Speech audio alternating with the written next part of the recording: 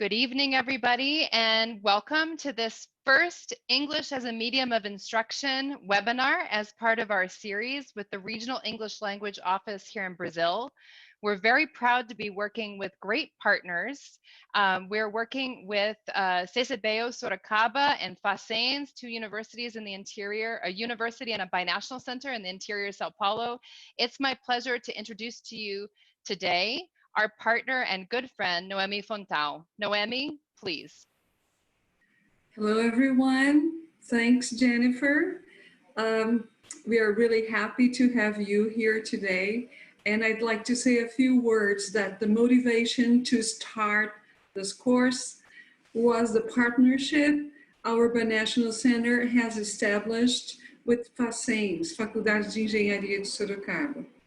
And we have started teaching English to the students, and also we realized that the professors also needed something to make the internationalization start off. So that's why we're here today, to try to make it happen. Thanks, and I send it back to you, Jennifer. Thank you. Thank you, Noemi. It's a pleasure to be working with you again. Everyone, my name is Jennifer Euler. I'm the director of the Regional English Language Office at the U.S. Embassy and Consulates here in Brazil. We work with a lot of institutions here in higher education who are concerned about internationalization, about educational mobility, and connecting Brazilians with the United States about science and education. And so it's a great pleasure to be hosting a series of webinars focused on English as a Medium of Instruction, or EMI. It's become a little bit of a buzzword here in Brazil over the last few years, something that I hear all the time. And so I know there's great interest from federal institutes, from our binational centers, from universities, and from the community of English language teaching at large. And it's really wonderful to be able to work with all of you, to see you here virtually, whether it's actually now or in a recorded session, and to invite you all to be part of the Regional English Language Office. Our office is a very special place for me, and we hope to connect with lots of Brazilians. We're here for you. We have resources including academic expertise, consultation, a connection with American expertise in the field of teaching English to speakers of other languages, as well as a lot of free resources. So if you'd like to know more about our office and how you might work with us, you can look at the U.S. Embassy website under Teaching and Learning English. You can also simply contact us at Relo Brazil. That's Relo Brazil with a Z at state.gov. We'd love to hear from you. We'd love to connect. But without further ado, I'd like to start this very first webinar on the principles of EMI and content-based language instruction. I think it's often confusing which is which and who is who and how they connect. So our specialist today is going to look at those two topics together with the backwards design process. I think you'll really enjoy what she has to say. Our specialist has a lot of experience. Julianne Hammock is the Instructional Design and Development Coordinator at the Center for English as a Second Language at the University of Arizona. She develops courses and teaching materials for English instruction and teacher training. She has an MA in Linguistics from the University of Texas at El Paso and an MA in Second Language Acquisition and Teaching from the University of Arizona. It's our great pleasure to welcome her here today so that she can share with you these ideas and continue to work with you over the next month. This first webinar is one of 6, and we'll be continuing until the 11th of November with different topics interspersed throughout. We hope you'll join us not only today, but again in the future. Julie, welcome. Noemi, thank you for the partnership. We look forward to learning with you tonight. Thank you, Jennifer. Thank you, Noemi. So good afternoon, good evening, as the case may be. I'm excited to be here to talk to you today about English medium instruction and the place that it has among content-based language teaching approaches, and also to talk to you about course design. These are two topics that sometimes we don't encounter together, so this is a good opportunity for us to take a look. So if you would like a link to these slides, I believe Jennifer and Noemi are going to put the link into Facebook the Facebook messages, or sorry, the Facebook comment section for you. You're welcome to open the slides and follow along. There are some clickable links in here that might be helpful to you later. So these slides are for you, and I hope that you can benefit from them. And I also wanted to let you know that the EPI conference is going to be held on Saturday, and I'm going to be doing a plenary address there. And if you follow the link to the YouTube video there, that's the link to the plenary address that I'll do Saturday. The topics are related, but they're not identical, so there may be other information there that might be helpful to you.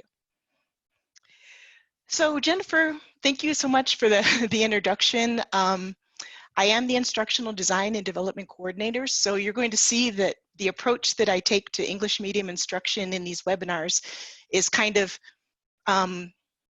influenced by my work in doing instructional design. And what we do at the Center for English as a Second Language, we have developed a series of textbooks that we use with our students in our classes. We work with students who have come to the University of Arizona to pursue undergraduate or graduate studies. And so the textbooks and the materials that we are developing are intended to do that. The goal is to prepare students for university study. So it is a content-based language teaching and learning approach that we take at Cecil. We also do professional development of language teachers and also English medium instruction professors at Cecil. So that's what I've been involved with. And before that, I was an elementary school teacher. So I taught primary school for 12 years in one place and a year and a half in another place. And that has also kind of influenced my perspective on doing instructional design and doing language instruction. But I wanted to give a little overview of the series and some of the topics we're going to address or we're going to examine together. Of course, today we're going to look at some of the general characteristics of English as a medium of instruction classes. And the next webinar that we're going to do is going to look at creating outcomes, developing language outcomes and content outcomes for courses where students are simultaneously learning content in a language that's not their first or dominant language, and also intending to improve their English language proficiency, because as you'll see later, that is one of the reasons why EMI courses are implemented at universities and secondary schools, and why students pursue education in EMI programs. The third webinar is going to be about English as a medium of instruction methodology and planning learning activities for your students in those kind of classes. So the fourth webinar is going to deal with adapting and scaffolding materials for English as a medium of instruction. And we do a lot of work with open educational resources, and so that's going to be part of what we discuss in webinar 4. Webinar 5 deals with assessment. So as you'll see a little bit later in this presentation today, assessment is actually something you consider at the beginning of course design when you're following a backward design model. But we'll discuss specifically designing assessments for EMI courses in webinar 5. And then webinar 6, we're going to get a chance to look at what some of the participants in the workshops have developed as part of their participation in the 6 workshops that accompany this webinar series. So I'm really looking forward to that. But for today, our goals are to first kind of get an overview of what EMI is, or how EMI has been described in the literature, how it's been implemented in various places around the world, and then to start looking at an understanding by design or a backward design process as a way of starting to develop these courses for our students. So there are 2 parts in today's webinar, and in between the parts, we're going to pause for a question and answer, kind of a question and answer period for you. If you've got questions for me, then you can put them into Facebook comments, and then Noemi and Jennifer will relay those to me, and then we can discuss them. And then after that, we'll continue with the second part of the webinar, which deals with backward design. A few acronyms. So we know that our field is full of acronyms and they're always changing. So several that I'm going to use in this webinar and this series are CBI for content-based instruction. EMI, of course, refers to English as a medium of instruction. I usually pronounce this CLIL, but CLIL is content and language integrated learning. ICLHE is integrating content and language in higher education. HE is just an acronym for higher education, what we refer to as college and university studies. And UBD is the acronym that we use to refer to understanding by design. So this is an approach to instructional design that includes backward design, but it goes quite a bit beyond that, as a matter of fact. So let's start with English as a medium of instruction. And I'm going to start with kind of a rhetorical question that I'll ask, but we won't answer. But as we go through the webinars, you're going to perhaps change your perspective on this question maybe a little bit. The question is, how separate are language and content really?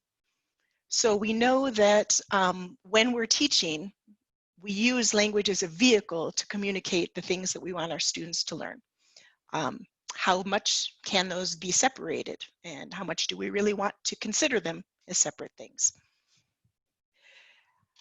Content-based instruction approaches have been called the method with many faces. So they've been around a long time in various forms, but the nomenclature is a little vague, and there's a little bit of uncertainty as to where content-based approaches to language instruction or content-based teaching that includes some component of language instruction fits into what we consider second language teaching models. And one way that this has been addressed and kind of described is through the use of a continuum.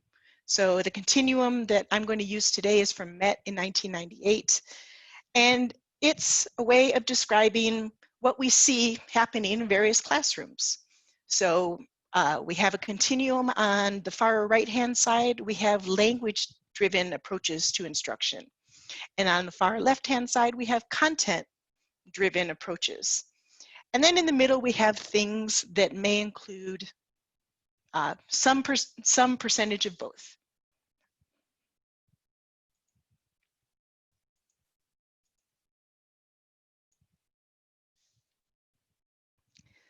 All right. So is that better? I'm sorry. So Jennifer, are you able to see my slides now? I apologize. Yes, okay. So are you seeing the presentation view? I'm going to actually try and share the presentation view. I apologize for that. I've been teaching online all this time and... No problem at all, okay. Julianne. I just noticed that you were referring to slides and we weren't seeing them, but I was so focused on your conversation and wrapped up in it. Now I think we can see your slides. That's perfect. Okay, I apologize for that. That's the first thing you should check when you teach online. So this is the continuum that I was referring to. This continuum has on the far right-hand side, like we said, language-driven approaches to instruction, and on the far left-hand side, content-driven approaches to instruction. And in the middle, we have things that may include both content and language instruction in various combinations. So on the far right-hand side, instruction may include content, but the focus is on the language, and the students are supposed to be learning a particular language. And content may be used as a vehicle. So students may read a chapter from a textbook in their field, and their goal in reading that textbook chapter would be to acquire language, acquire reading skills in their second language. Or they may participate in a thematic unit that the instructor has planned, and the content is there as a vehicle for students to be able to do communicative activities using the language, their target language. And then on the far left-hand side, we've got content-driven approaches where the opposite is assumed to be the case, and content learning is the goal. So students are there to learn a subject, science, math, what have you. And language is the vehicle by which they do that. So the instructor teaches, the students learn using language, whether it's their first language or English or any additional language. And then in the middle, we have programs that do both, like I said. And what we can infer from this continuum is that there may not be clear distinctions between the different kinds of content-based instruction that we can offer to our students. So the question now is, where would English medium instruction be on a continuum like this? And the answer is, it's a little bit fuzzy. So when we talk about English medium instruction, a lot of the definitions that are used or the descriptions that are given say things like teachers teach the students in English, even though it may be a community where English is not the first language or even a very prevalent language. Materials are preferred to be in English. Content is explicitly taught because English as a medium instruction assumes that there is some content course that's involved, but language might not be expected to be explicitly taught in an EMI class, according to many of these descriptions. However, we see through surveying students and asking people why they participate or implement these programs that English proficiency is something that people want to get out of a program like English medium instruction. They want students to be proficient in English. And so that's why institutions may implement them, and that's why students may choose to enroll in these. So the question is, do we have to have English language instruction, or do these programs all kind of work the same way? And Maccaro and his colleagues, in their review of EMI and EMI-like programs across the world, they produced this quote, they provided this quote: the definition of EMI is fluid, and the practice of EMI is also considered to be fluid, which means that programs in different areas may look very different. And the way that teachers approach the learning needs of their students may be very different in different places. And even the nomenclature is different, the names given to these programs. So they provided a few examples of the way programs are named in different places. And there is different as parallel language instruction, CLIL, integrating content and language in higher education, EMI, of course, English as a lingua franca.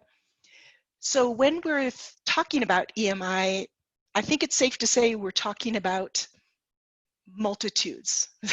So within this single label, we can be talking about any number of things.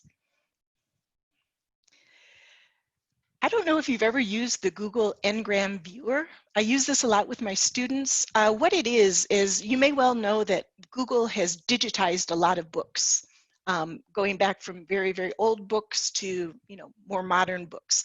And so they have a corpus of all of these, all the text from all these books, and it's searchable. And if you are looking at the slides that are provided in the speaker notes, there's a link to Google Ngram Viewer. Anyhow, I used it to trace the emergence of a few content and language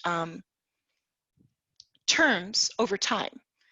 So as you can see over here, CLIL, EMI, and CBI are the ones that I chose. I used the full phrases. And you'll notice that around 1995, at least 2 out of the 3 of these descriptions or these names for content-based approaches started to really become present in the literature. And the one that's most present, the one that's most common to encounter out of the 3 is content and language integrated learning. And I've read in some literature that this is a description of the program that's pretty common in Europe. And English as a medium of instruction is a little bit less common to encounter, although it has definitely started to be very noticeable, and it's easy to find articles that deal with English as a medium of instruction, but it's not quite as common, and it did start emerging a little bit later, according to the books in Google's corpus. So we're dealing with something that really is kind of being developed. We're building the plane as we're flying it, we might want to say. But Maccaro and his colleagues in this review that they did of these EMI programs said that some of the reasons that EMI is implemented or is used at primarily higher education institutions, but also secondary education, are to internationalize the university. So attracting international students is a priority for many universities, including mine, including probably yours. And EMI is an opportunity for programs to break down the communication barrier by using a language that is accessible, a little bit more accessible possibly, to people around the world. There's also the motivation that English language resources may be more widely available or easily available. So using them and letting the students, giving the students the ability to take advantage of those materials is a reason that EMI is implemented. There are domestic and international student advantages to participating in an EMI program. So they may have educational opportunities abroad as a result of participating in an EMI program. They may have employment opportunities. And those, to a certain degree, are the result of their proficiency in English. So again, we're seeing that English proficiency is a goal of these programs. It's kind of an incentive. It's a motivation for people to do this. And of course, for every positive, there's a negative to consider. And some of the negatives that have been attributed or associated with EMI implementation are that students who don't have a particular level of proficiency in English may not be able to successfully participate in a program like that. We'll see later that Maccaro and his colleagues have observed that that exact level, the key level above which success is more likely, hasn't been identified yet. But there's a lot of research that still is needed in that area. But there may be possible negative effects for their content learning.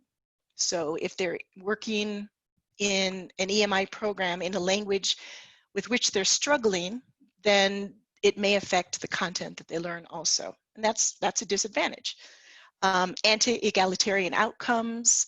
If a certain level of English proficiency is expected in a program like this, how does a student achieve that level? Do certain students have more access to English language proficiency and tools to get there than other students?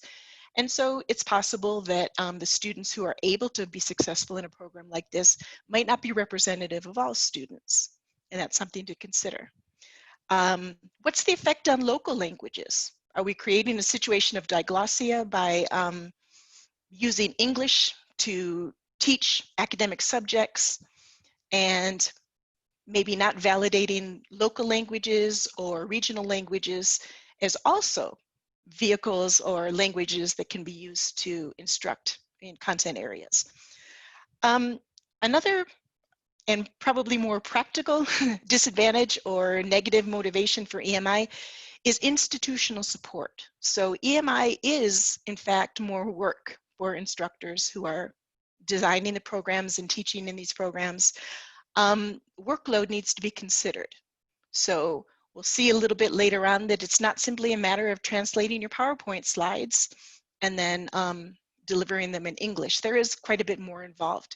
And so teachers who are agreeing to participate in an EMI program, they need incentives and a recognition that their workload is going to be more, and maybe things can be done to alleviate that. And also professional development.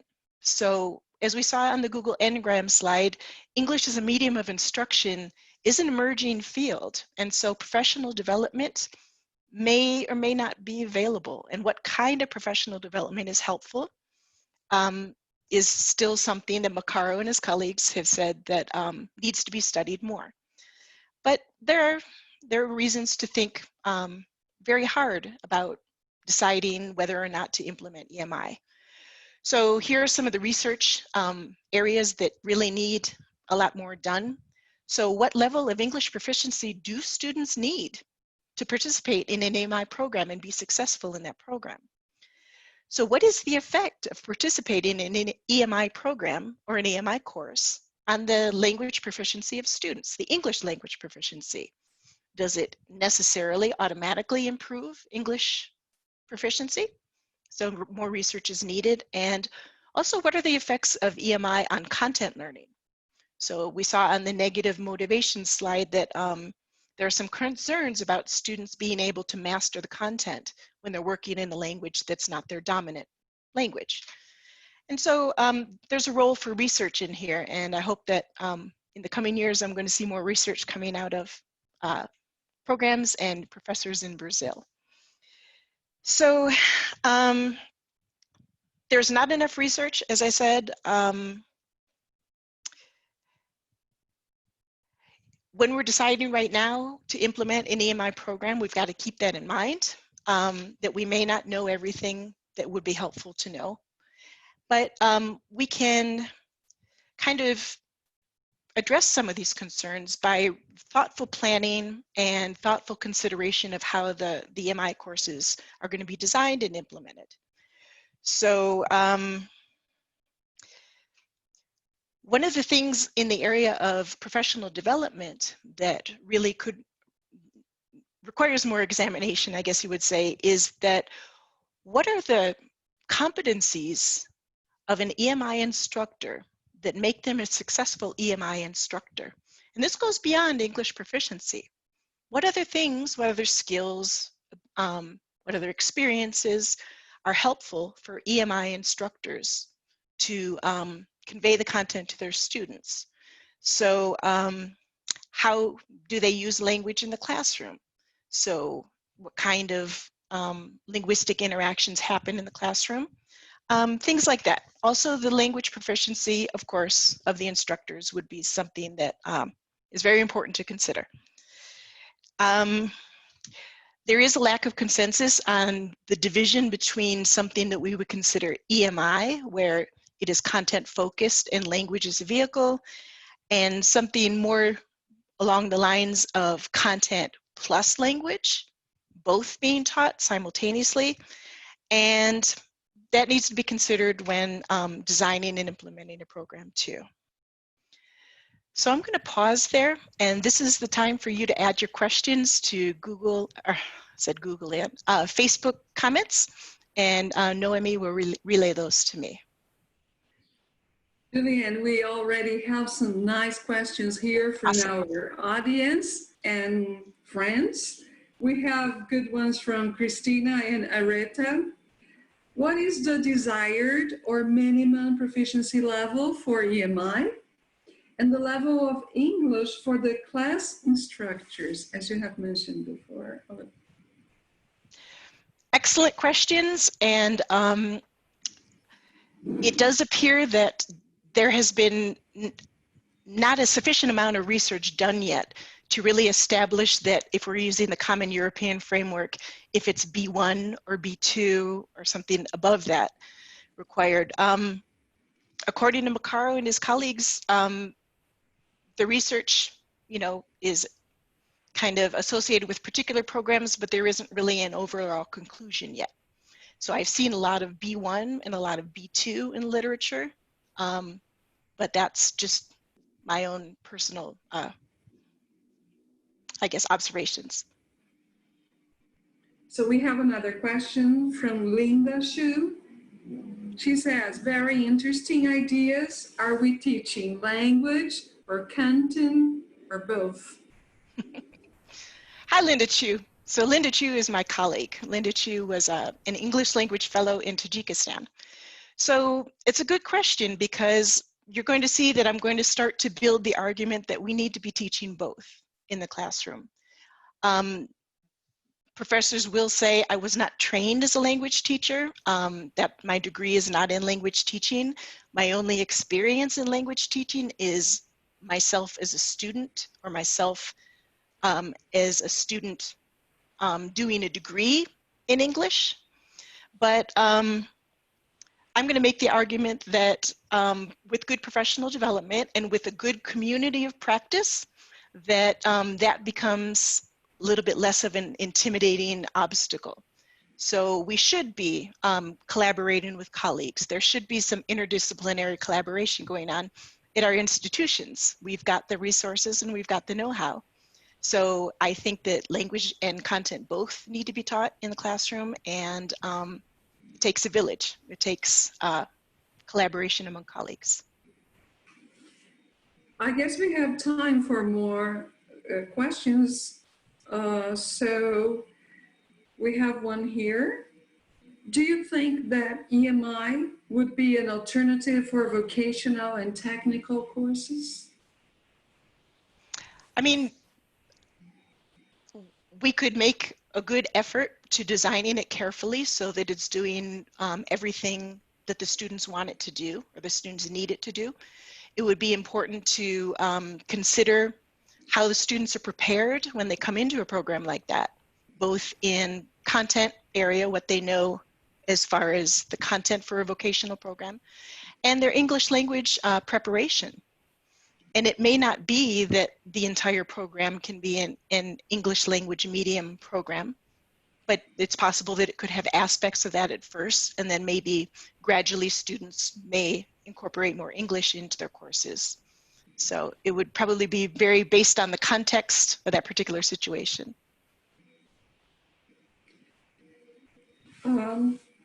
So there is another question. Do you think we have more time for that? Sure, maybe one more. Okay, I'll go then. How can English teachers in Brazil increase awareness of language and communication by EMI?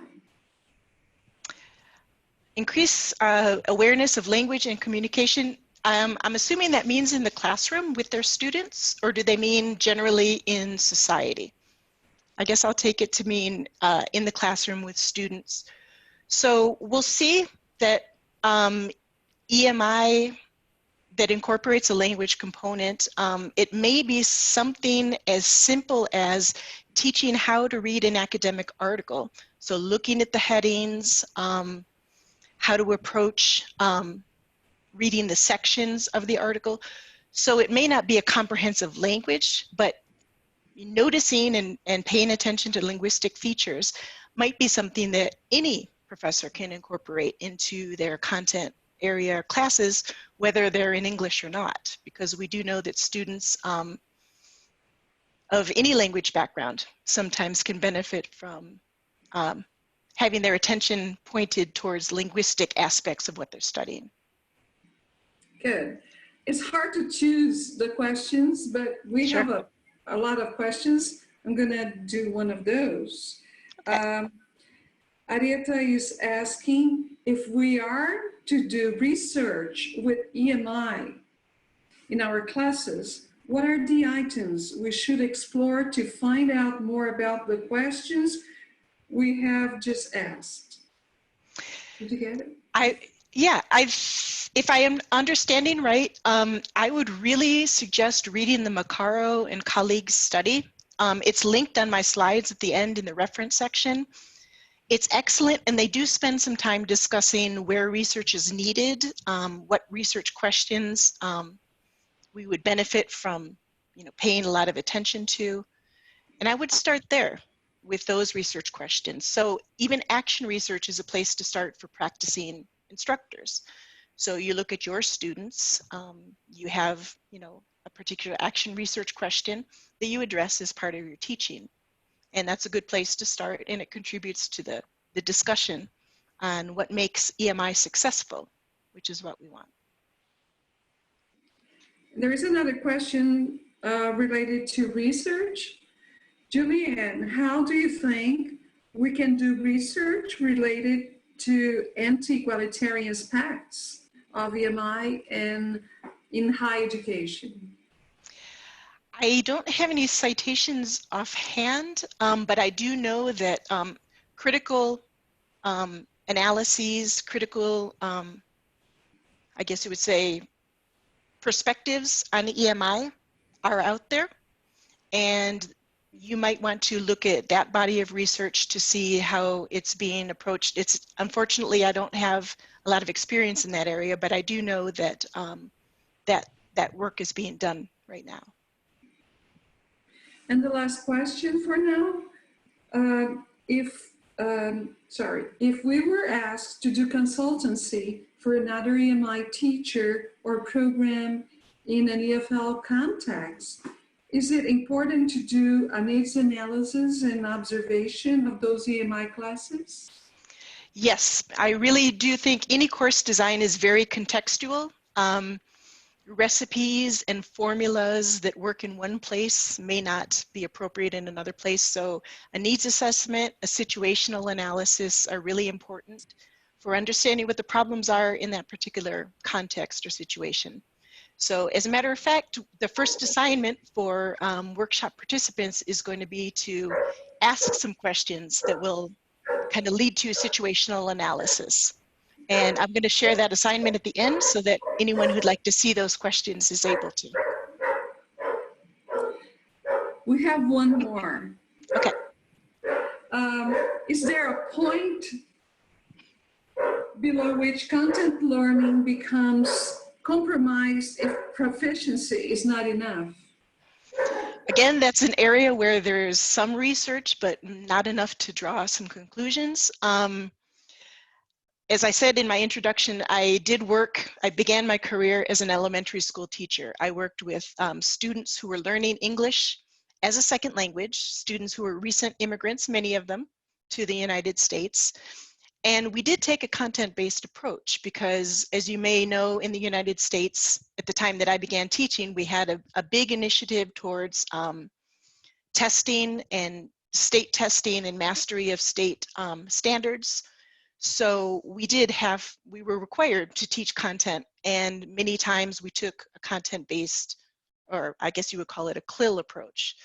So it can be done with students who are at pretty low levels of proficiency, but you have to think carefully about the trade-off between offering them content in a language that's not their dominant language and making sure that that content has been mastered. So, all right, I'm going to go ahead and continue. Yeah. So let's go on to course design. And this is kind of what I do at Cecil. So we're going to kind of join English medium instruction with the body of research and practice that's related to instructional design. So Joyce Kling, who is another English language specialist here in Brazil, who's working with EMI and content-based approaches, she's got this EMI handbook. She was one of the authors. And she said, when you begin thinking about developing an EMI program, you have to make some decisions about what's going to change in your instruction, in your program. And you have the option of simply changing the language. So you have your botany class, and instead of delivering your PowerPoint slides in the language you used to use, you now deliver the content in your lectures in English, but nothing else changes. So that's one option. That's one possibility for designing a program. The second, and the one that I have highlighted here, is changing the language that's being used in the classroom, or the way that it's being used in the classroom, and also changing your teaching style. And I have it highlighted because if we look at number 3, that would involve changing the language that's being used in the classroom, changing the style or the methods of instruction, and changing the student population. We don't have a lot of control about the students who come into our classrooms as educators. That's something that is determined by a lot of factors that are outside the classroom. So we really, as instructional designers and instructors, we can't decide who our students are going to be. But if we look at the one in the middle, the one that's highlighted, we'll see that there are a lot of reasons for when we're shifting to EMI to not only think about how are we going to lecture in English, but also what are the ways we're going to teach now? Are we going to use the same methods that we used before? Or are there other methods that are more appropriate? And so we're going to, you'll see, take an approach where we assume that both language is going to change and the methods of instruction are going to change in an EMI class. And before we pursue that more, I want to borrow a couple terms from the literature on bilingual education. That's where I began as a teacher. And we have the term immersion, language immersion, and language submersion. And language immersion assumes that students are in a language that is not their first or dominant language, but they're, how would you say this? They're instructed in how to learn that second language. So language learning is explicitly addressed in an immersion type situation. So it's recognized that students need to develop their language proficiency along with their content knowledge. That's an immersion approach. And then we have a submersion approach. Submersion education is actually, there have been lawsuits in the United States that the intent has been to prohibit submersion instruction or submersion approaches. Submersion means sink or swim. It means English by osmosis. So there have been situations where students come to the United States in this case, and then they go to public school and they're in a class that's being taught in English. And they're expected just to kind of soak it up. You know, and a lot of people say children are sponges. They just learn whatever is being spoken around them. Well, there are reasons to think that that might not be true. So what we would like to do is avoid submersion and actually recognize that students need scaffolding, students need support, and students need to have their attention drawn to linguistic aspects of what they're studying. So if I refer to submersion, I'm referring to the sink or swim type approach, which we want to try to avoid. Okay, so Macaro has said another consideration when beginning to design EMI programs and implement them is that stakeholders should be involved in making the decisions from the very beginning. So they should decide, you know, they should be part of the decisions about what policies are, how things are implemented. So if you implement an EMI program, but you don't have the buy-in of stakeholders, professors, students, the community, then your likelihood of success is diminished. Also, pedagogy has to change. This is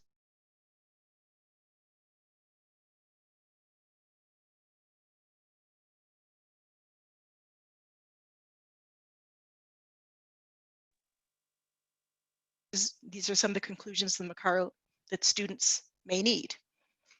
Okay, my internet is starting to get unstable, so. And also the need for collaboration among colleagues.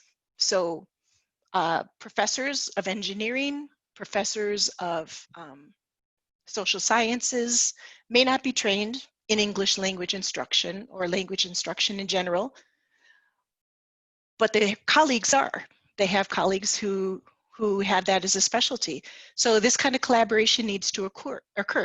No one can know everything. And an EMI classroom is combining two things that traditionally have been very separate. So we really benefit from having that kind of interdisciplinary collaboration in that community of practice. And my argument, which I have introduced before, but I've made it nice and big on the slide so we can remember, if English proficiency is a goal of EMI, if that's something we want students to get out of EMI, then language instruction needs to be a part of EMI. We can't assume that osmosis is going to happen. We can't assume that submersion is going to be something that will work. So we begin with backwards design. Backwards design is the idea that you begin with the end in mind. You begin your design of your course, of your program, by thinking about what you want successful students to be able to do at the end. So this has been described in the form of a question. This comes from Understanding by Design by Wiggins and McTeague. and that is linked at the end of my presentation. So I want students to learn a particular area of content so that in the long run, they'll be able to, on their own, to do something. They'll be able to go out in the world and be a successful engineer, designing bridges that don't fall down, perhaps, right? We can also ask the same question for language. So when I want my students to learn English and have English proficiency, so that in the long run, they'll be able to, on their own, independently, do what? Go out in the world and use English language in a professional environment. And if we start thinking that way, then we start to see the path in front of us, and we start to see what needs to be done. And that's why backward design is called backward design. So we begin with the end in mind. Instead of beginning the way that traditional design begins with looking at the textbook that you've got, looking at the lessons and the activities that have been included in your curriculum for many years before, you begin with what you want to see. You begin with the results that you want to get, and then you work backward from there. So you build the road that will get you there. And it occurs in units. So when Wiggins and McTeague talk about design, they generally don't apply this to a single lesson plan for a single lesson. They like to think in terms of units, and there's a reason for that, and it has to do with the way that assessment is done in understanding by design and the way it's done in a backward design model. So here's a comparison of the two. In a traditional design model, you identify the things you need to cover, and that sometimes is established by the curriculum of your institution and your department. And then you brainstorm, what kinds of activities can I do in the class? What kinds of learning things can I do to help my students? And then you develop a test to test them on it. You develop an assessment, traditionally an exam, although assessment is much bigger than exams. In a backward design model, you identify the accomplishments that you want your students to achieve when they're finished with your program. And then you think about, how do I know if they have accomplished that? What evidence will give me the conclusion that they have accomplished what I want them to accomplish? And so evidence can be in the form of an assessment. It can be in the form of a task that they should be able to accomplish successfully.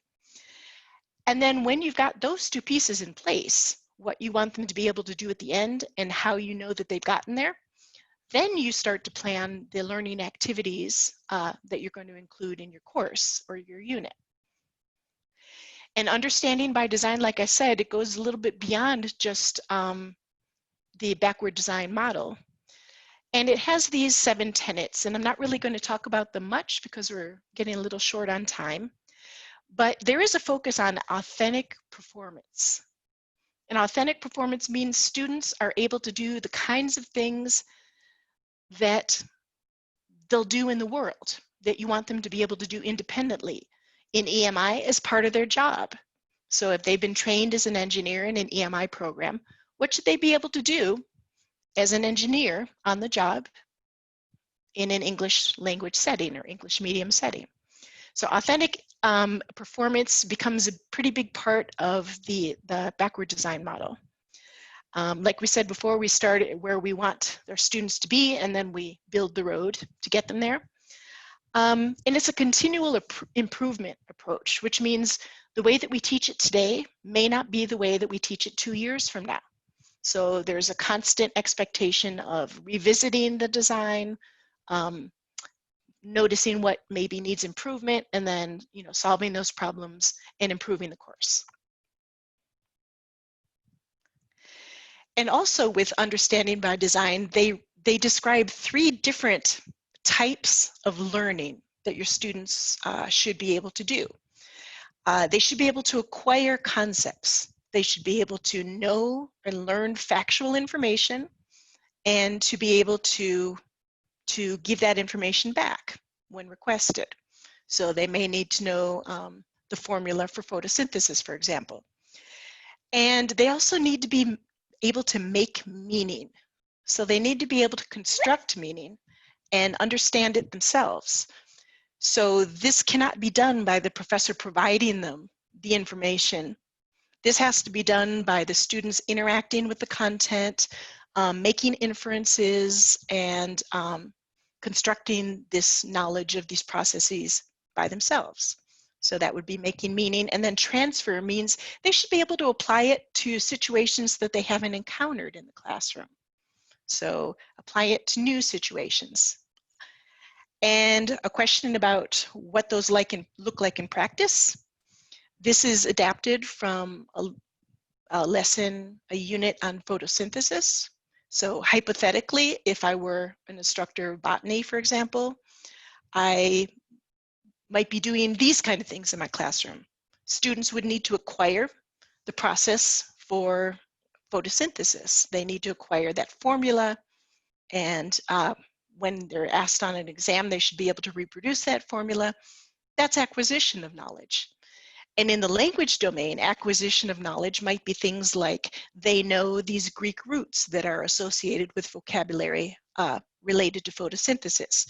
So photo, synth, chlor, phil, plast, oxy, etc. They should know those and know what they mean.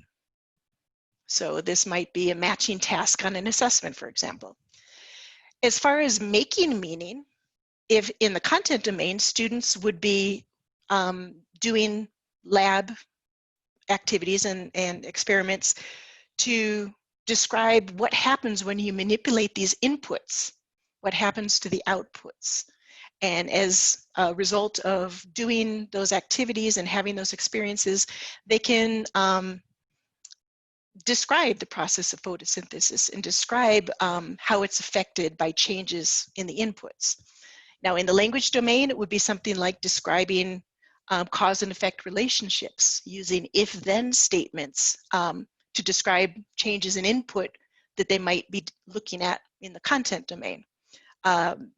They could be making meaning about the use of future tense and modals in hypothesizing. And of course, new vocabulary. They may expand their understanding of vocabulary to include denotation, connotation, non-examples. But these are things that they do as a process of working with the language, using it to do things. It's not something that's really, it's appropriate to directly instruct them on, as it requires them to construct it themselves. And then transfer.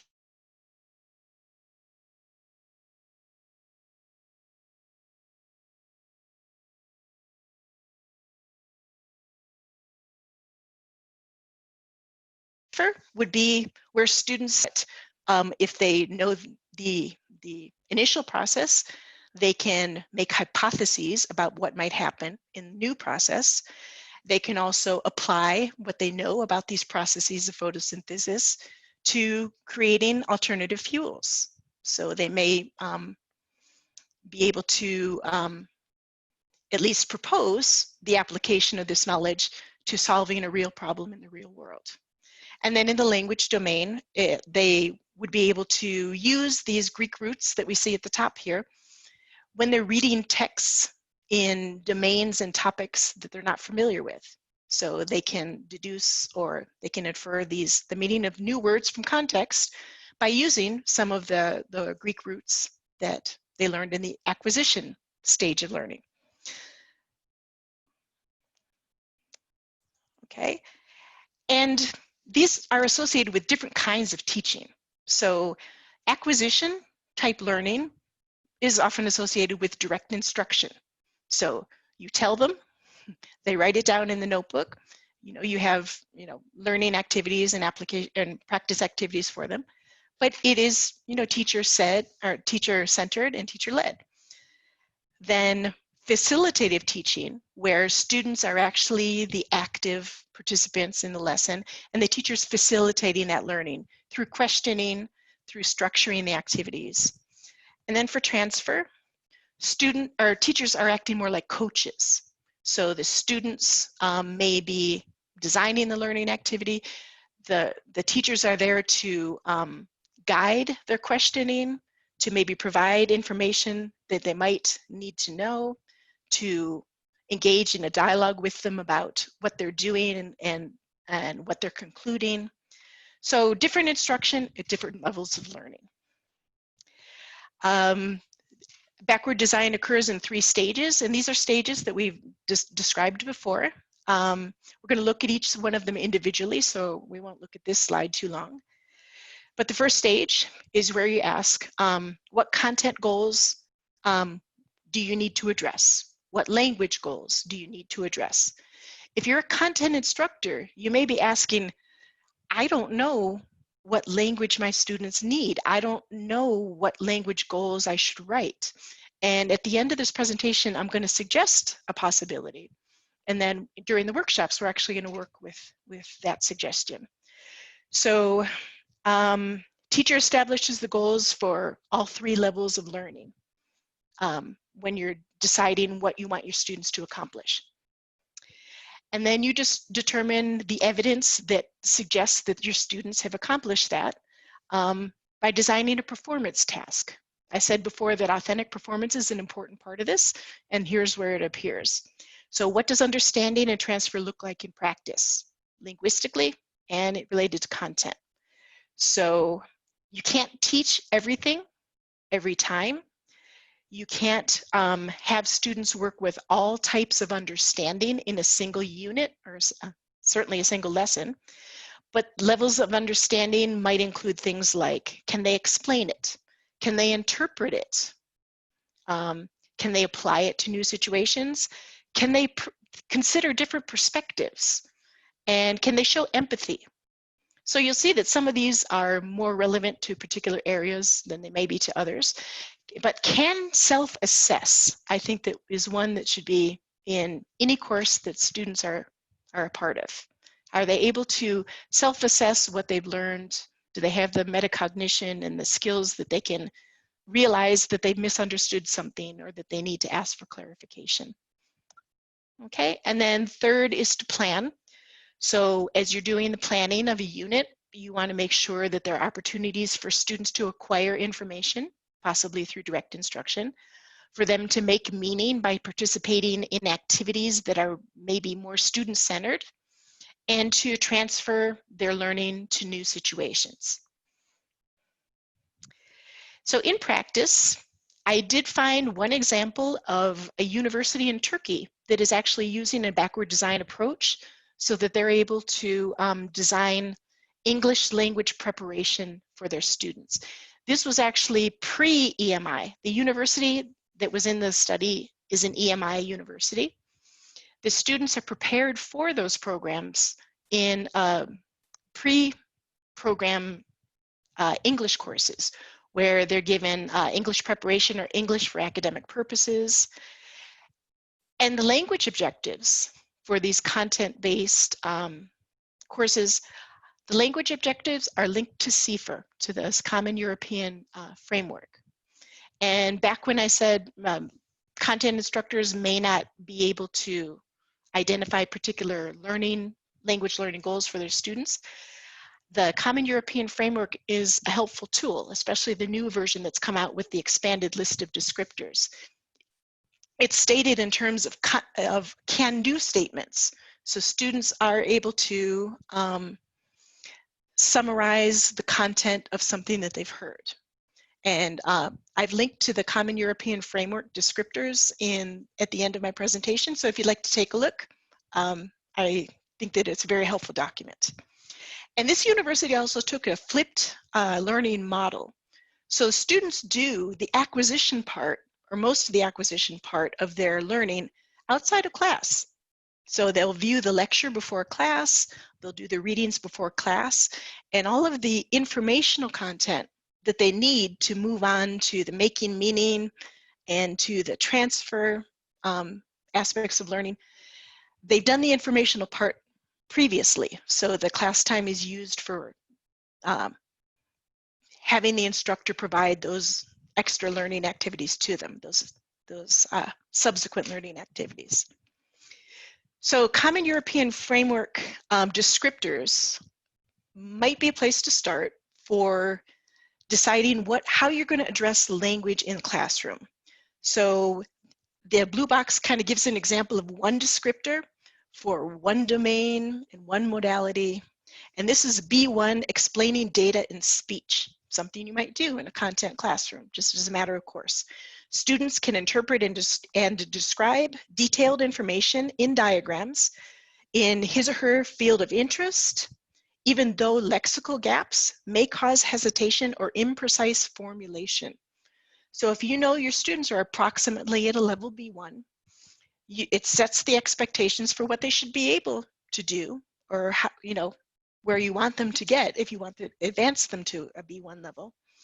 And this might be something that you address in your instruction in the classroom. So they're given diagrams, or they create diagrams themselves out of data that perhaps they've even collected. And then they describe the data and the information on those diagrams. So it's easily incorporated into a content lesson. So you can begin with things that are found in the textbook, and it can be expanded to projects that the students are doing themselves. It is language, but it is also related to the content that's being done. Okay. So there are challenges to understanding by design. Adding a language component adds a dimension to the planning and the design aspect, so it adds more time. It complicates it. It doesn't mean it's impossible, but it does mean that there's more involved in designing these kind of lessons. We've seen in the Maccaro review study that a lot is not yet known about the most effective way to do EMI. So language goals, we may not have a precedent that we can follow. Functions and outcomes in EMI, they haven't been formalized yet. So we are the people who are building that road, and some of the things are going to be things that you all problem solve in your own institutions.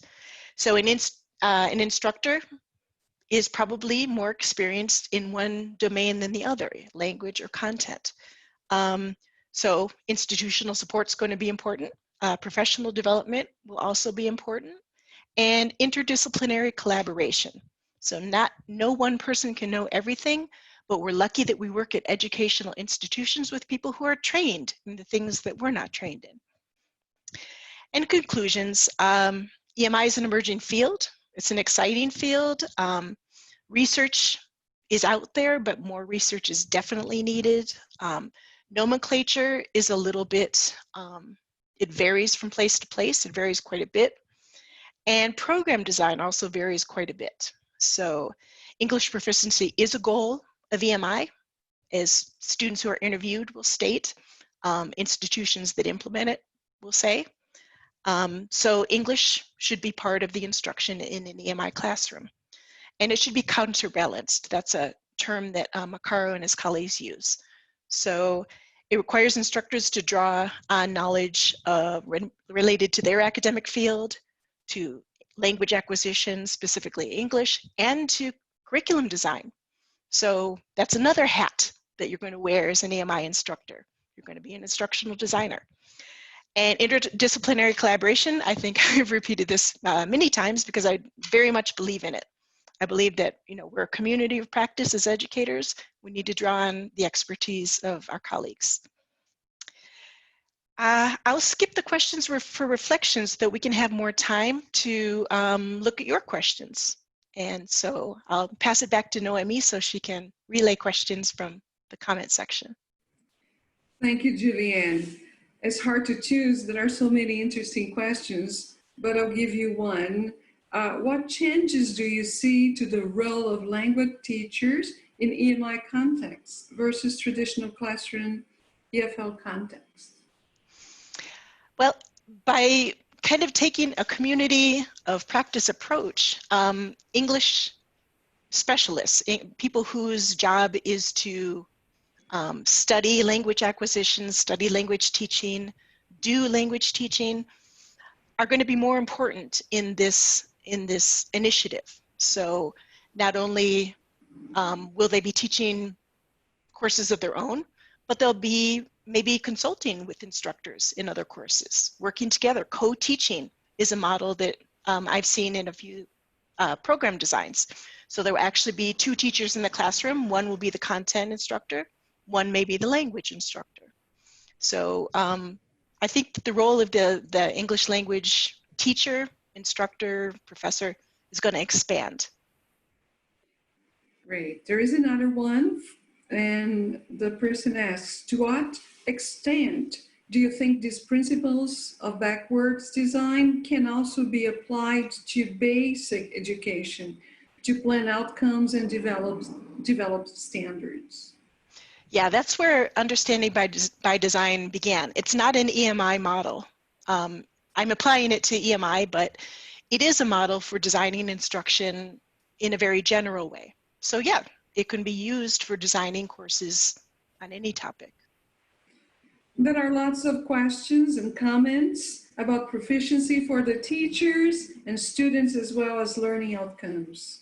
So will you explore this more in a future webinar? Yes, so I believe it's my next webinar that we're going to talk about outcomes. And we're going to actually use the Common European Framework descriptors as a way of jump-starting our outcomes for language. But yeah, we will look at observable, measurable outcomes and writing those both in the content domain and the language domain. Yeah. And if we have time for another one, they're asking if, in your experience, you have noticed that some courses are easier to teach within an EMI university project. I think that it is so related to context that it would be impossible for me to answer. It has a lot to do with how problem solving has been approached. So how responsive it is to the needs of the students, how much support is available. I don't think that there's any particular content area that is more amenable to EMI than another one. Although it's possible that I may be wrong because I'm a language specialist and not, you know, a STEM specialist. Thank you. These were the questions from the audience. Sure. Yeah. All right. So, like I said, next week we're going to look at language objectives and content objectives, writing them. If you participate in the workshop, we're going to be kind of thinking about student needs this week. And we're also going to look at next week performance tasks and other kinds of assessment. Now you'll notice that there's an entire webinar on assessment toward the end, but this is more about the backward design principle of identifying what you want your students to be able to do, and then establishing what evidence determines that they are able to do that. So we'll be looking at that next week. And I wanted to close with, I know this poem was originally not written in Portuguese, but it has stuck with me over the years. When I was learning Spanish back in the day, a lot of what I did, I memorized songs and I memorized poems. And this is one that has stayed with me. And it's about going to a place where there isn't a road yet and, you know, discovering that you're the person that's going to make the road. It's very empowering, and I hope that it empowers you too as we kind of continue looking at EMI. So thank you very much. My references are at the very end.